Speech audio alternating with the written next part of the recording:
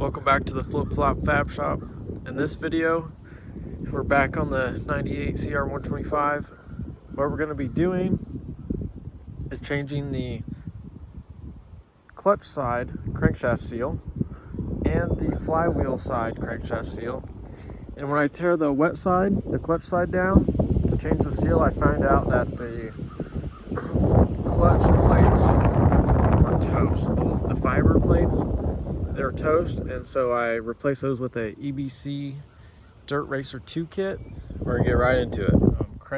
Crankshaft seal, crank seal, and I got one of these guys. This is just a cheap Chinese one, but it has 24mm threads and 27mm threads. So hopefully this works for like most bikes, and hopefully it'll fit on mine. So we're gonna do that. But first thing we need to do is take this cover off. So let's do that. Cover off. Looks like I got a crank leak of sorts. Crank seal leak. This flywheel's like super rusty.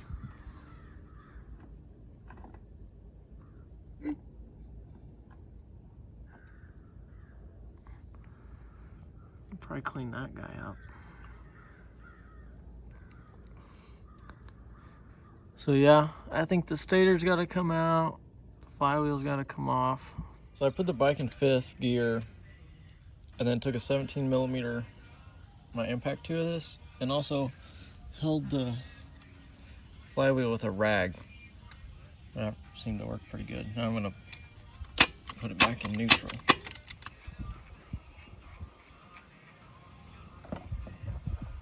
It's left-hand thread too. I thought it was.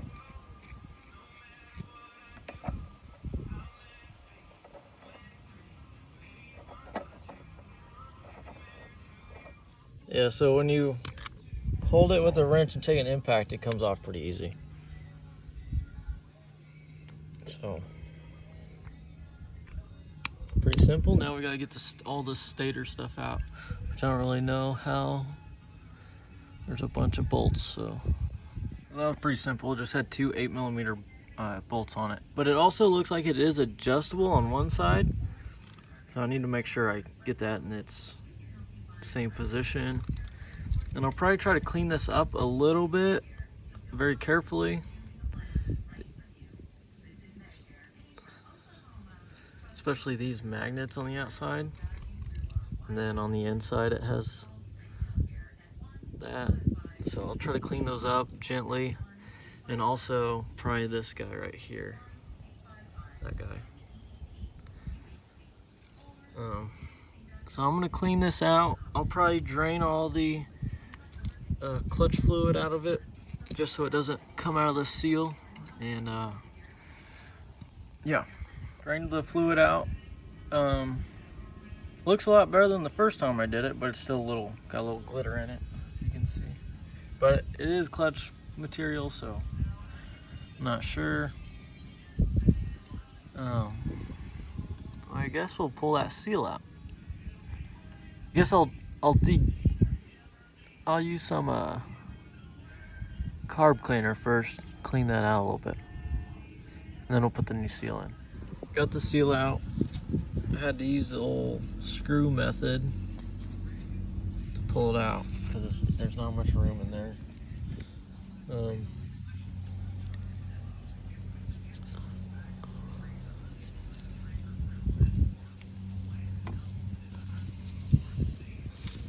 I guess, let's see here.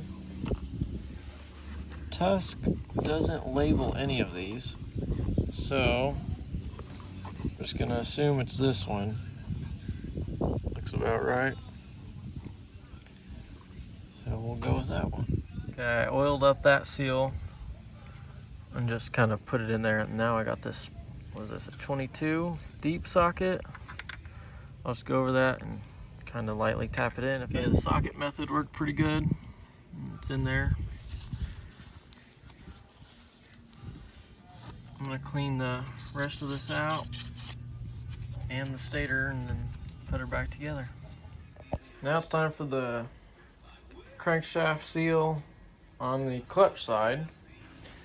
Don't really know what I'm doing, but got it on the stand. We gotta take this whole side off. So I guess I'm gonna start with the rear brake lever. Take that off. Drain the coolant. I already drained all the clutch fluid out of it. And just work my way at all these bolts, and I don't know, we gotta take the Kickstarter off. Eventually we'll figure it out. Alright, I'm gonna try to take the drain plug out of the radiator for the water pump drain.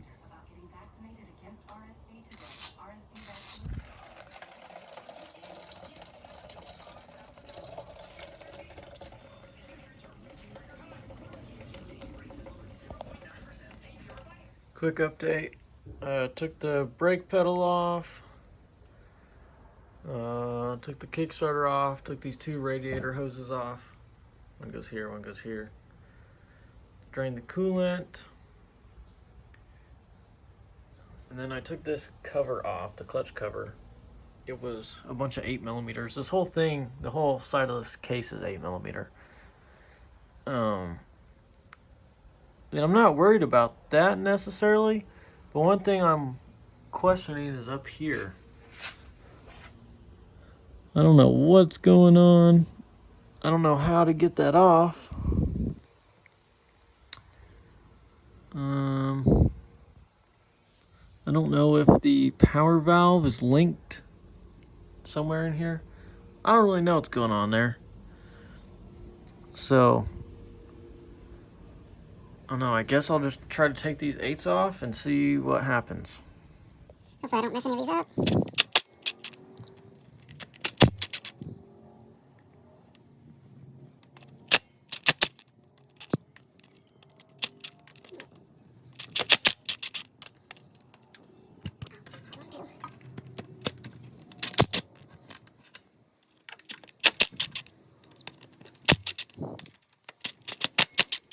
Alright, well, all those came out. I don't think I should. There's a little screw here going into this thing that I'm unsure about. Well, I'll mess with it and see what I can find. So I took the pipe off because I think it's got something to do with this. So I'm gonna take this screw out. I'm gonna take all these out. Let's see if that doesn't, if something doesn't reveal itself there. So let's do it.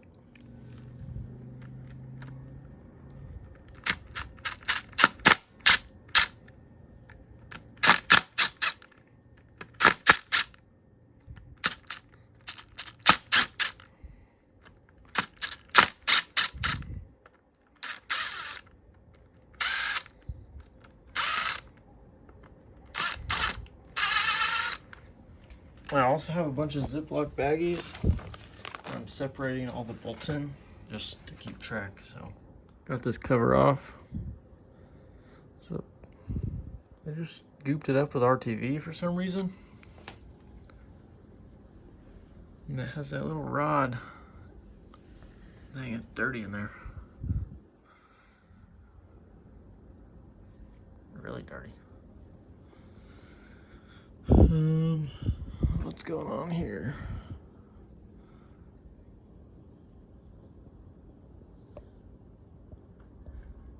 I don't know if I'm supposed to disconnect that or what.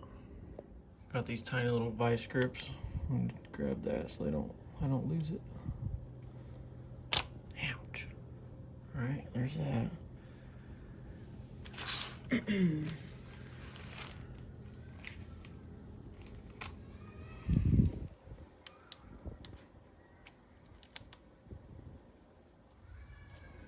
Is that washer gonna come off?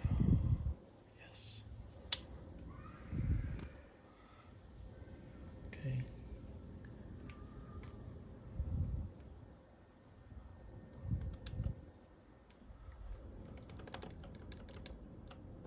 Man, this is some thick stuff here.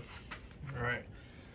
I guess the only thing left to do is try to get this side off. So it turns out I think the water pump cover bolts were kind of holding it in there since they're so long. But took the power valve cover off the water pump, and then there she is.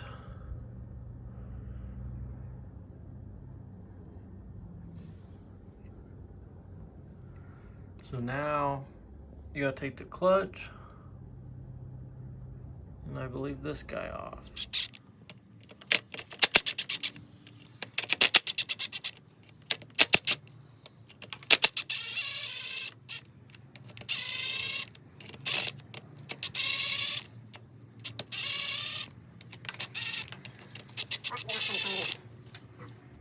I'm no expert, but that doesn't look good, that doesn't look good, that doesn't look good. Looks like the clutch plates are pretty cooked, I would say. Let's get that out of the way. Yeah, that's not good. Let's see what this one looks like. Oh, spacer. Never taken a clutch apart before. Okay, that one doesn't look terrible. Take that guy out. I'm just kind of laying stuff in here. Okay, that comes out. Alright. Bend that tab back and then take an impact to it. Looks like a 22 or something. Put it in neutral. Bend that tab back, and the socket's actually a 27. And I just held this with my hand and took my impact to it, and it came off pretty easy. Now this washer,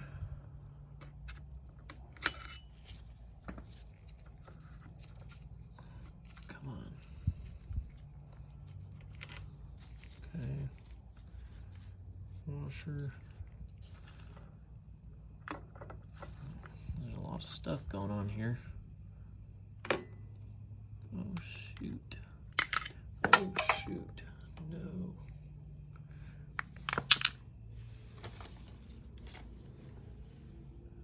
Yeah, got a bunch of shit in it. Okay.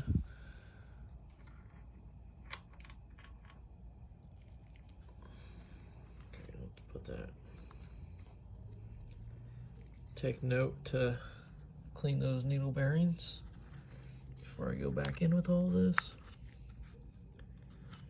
For the time being, I'm gonna put it back together.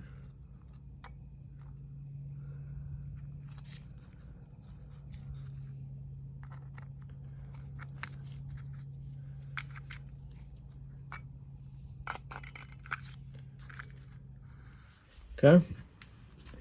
Take a 14. See if this will come off.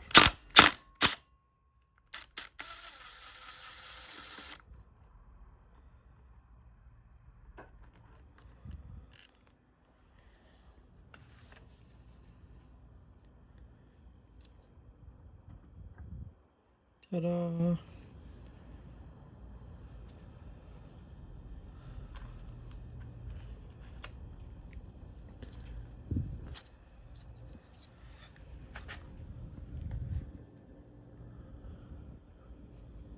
Alright, that's the seal right there.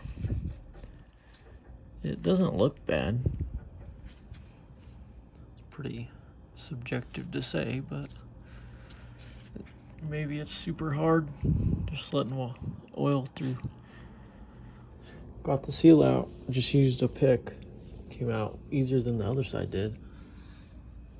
So, there she is. Need to order a gasket for this, gasket for this, gasket. Actually, I might have it. I might have this and the water pump, but I know for sure I don't have this big gasket. And then see if I need new clutch plates. And then I ordered a I ordered a, what's this guy called? Clutch basket holder. So when I torque the clutch bolt down. So just gotta order some parts now. I'll probably put that steel in tomorrow. I don't feel like doing it today. I did a lot of stuff today, so. So I did some research overnight for some things to look out for. First thing, clutch, especially this first one, is cooked.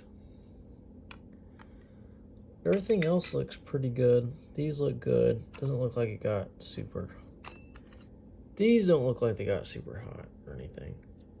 And you can also lay them on something flat and see if they're warped or something. But I ordered new fibers, steels, new springs. I bought the EBC. They make really good brakes, brake pads and stuff. So I got EBC DRC2, Dirt Racer 2, for 98 Honda CR125. So I got that. Another thing is you want to look out for a lip on the edge right here, which this one has a little bit of an edge. It also has this groove in it that I just now noticed. So maybe wouldn't be a bad idea to order a new one of these. Pressure plate, I think. Another thing, these grooves here along this surface, because your friction plates, come on, when you pull in the clutch, those lips, those edges could stop the plates from moving out when they need to. So a way to fix that is to take a file and just take those down a little bit so they're smooth to the touch, which I'm probably going to do. I don't really think they're bad enough to have to buy a $250 basket. And this guy looks pretty good, I think, compared to the basket. You can't really even feel those. So then the other thing I gotta do is, as you saw, I dropped this bearing. So I'm gonna make sure I clean this really good. I filed these down a little bit. I didn't get too crazy. I want to leave like enough, as much material as I can. So I just did a little bit just to smooth them out. They're not perfect. There's still some ridges. I got my, what's it called?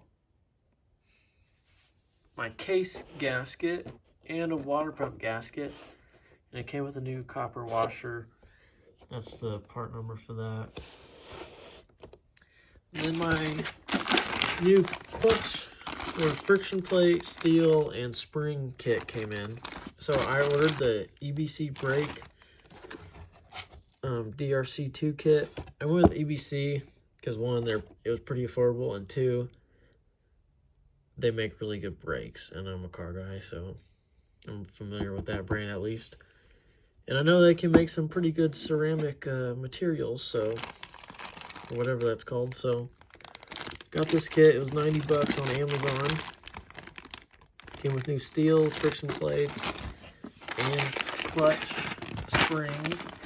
These are 15% stronger than the original ones, or 15% stiffer, I thought is what the ad said. But if I don't like those, I can go back on with the stock ones. So what I'm going to do now is soak these in oil. I went in with some 15W40 Rotella. My clutch plates are sitting in here. And these EBC ones, these friction plates, say not for use with full synthetic oil. So just keep that in mind if you do this. So yeah, I'm gonna let these sit overnight, I think, and I'll work on this tomorrow. So I got everything put back together. The primary drive gear, the basket, and I had to pop this spring back into this hole right here. And then this nut on the clutch basket, I'm put blue Loctite on this, and I'm going to torque it down to 59 foot-pounds. And then, what was this one, 47 foot-pounds? And then we're going to tighten the primary gear down to 47 foot-pounds. I got my clutch holding tool. And this is a 27 millimeter.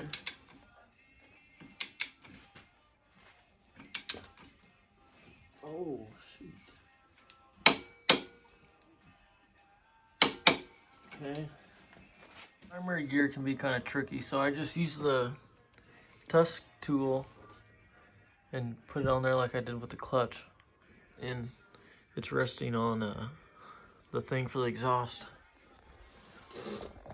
Again, this is a 14, torqued at 47 foot-pounds.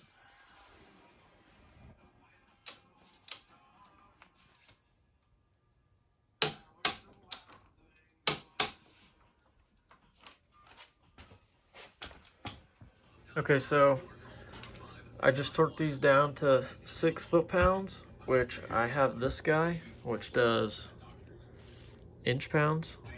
So I think 6 times 12 is 72, so I think it's 72 inch-pounds. So that's what I torqued these to.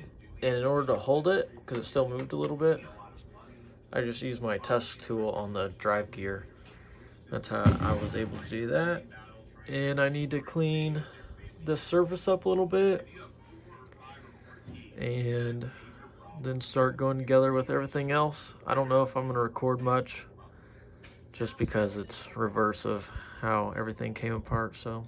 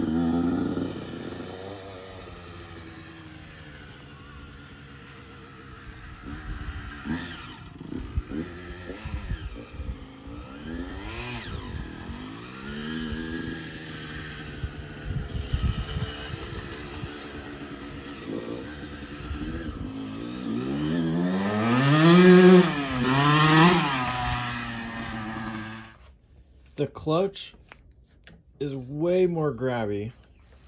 It takes a lot more pressure to pull it. You don't really, like right now I notice it, but when you're riding it, you don't really notice it as much. But it definitely is stiff. So, I mean, if you're going to go with this kit, keep that in mind. The EBC Dirt Racer 2 kit. Keep that in mind. The only thing that makes it stiff is the actual springs. So if you don't want it stiff, you could use the stock springs, which I very well might put that in. But it grips and rips now. Like, it locks up pretty quick. It like about right here, it's gonna take off. So keep that in mind. It makes the bike feel faster because instead of just slipping as much, it locks up and you gotta give her gas. So keep that in mind. But so far so good. So I hope you guys enjoyed. Thanks for watching. Hopefully this helps some of you out. Stay tuned for the next video as I'm doing a top end on the old CR125. I also got a new bike, and I also got a new four-wheeler. Not new to me. It's old, but it's definitely a project. So if you enjoyed, please come back and watch some more videos. Thanks for watching.